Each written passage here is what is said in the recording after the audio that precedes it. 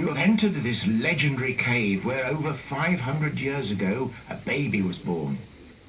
Little did her mother know that her child would become so famous that millions of people would visit this cave, a birthplace she only used out of desperation. The baby was named Ursula and was reputedly born disfigured and twisted.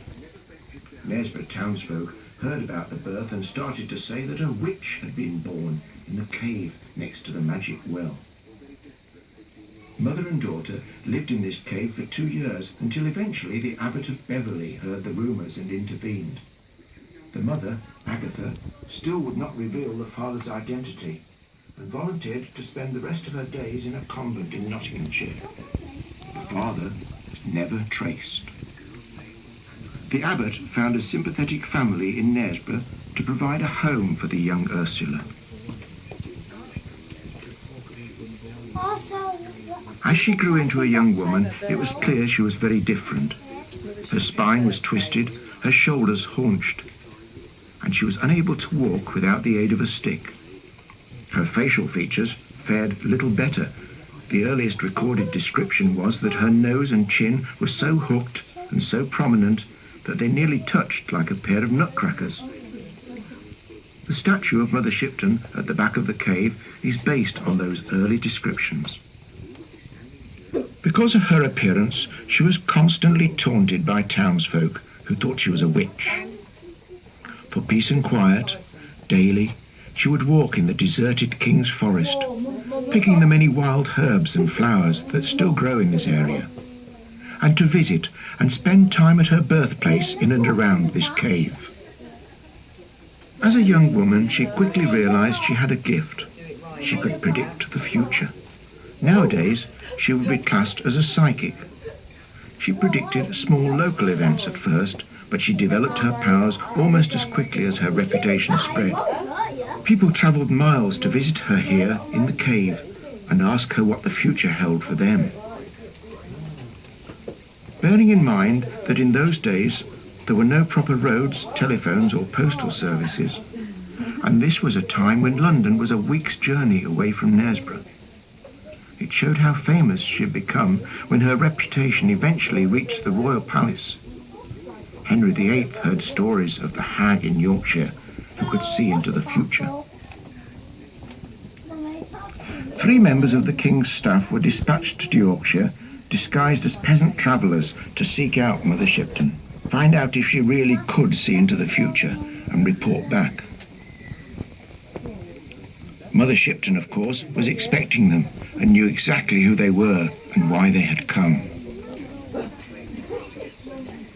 They returned to the royal palace with many prophecies and predictions. She forewarned the king of the Spanish Armada, named Sir Walter Raleigh, Sir Francis Drake, and the discovery of the potato, the Great Plague and the Fire of London. She even predicted her visitors' deaths, saying that she could see their heads above the pavements of York. As we now know, it all came true. Even her 3 visitors, all eventually tried and executed for treason at York, and as was the tradition, their heads were placed on wooden stakes above the pavements. The famous historian Samuel Pepys grimly recorded in his equally famous diaries during the Fire of London that Mother Shipton's prophecy had come true.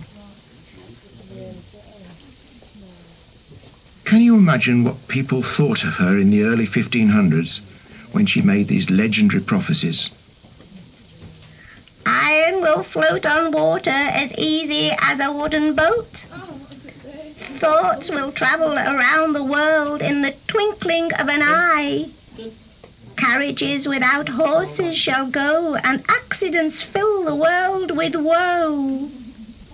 Men shall talk and walk under water. Men shall be seen in the air.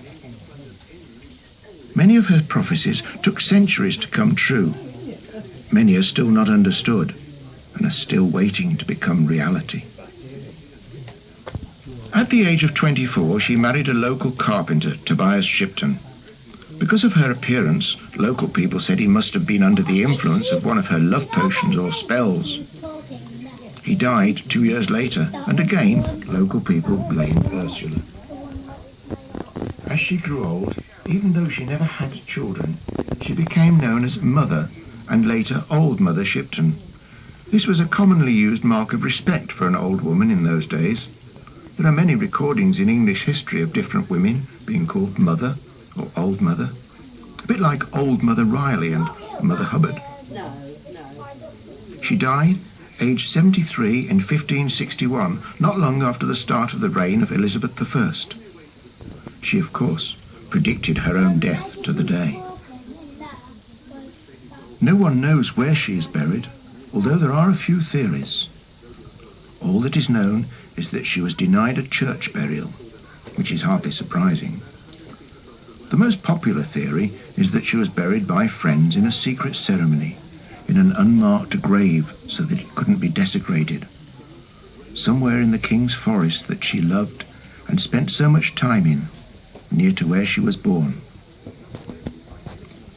This would go some way to explaining the many sightings of her ghost and some of the strange goings-on that has attracted paranormal investigators to spend the night down here.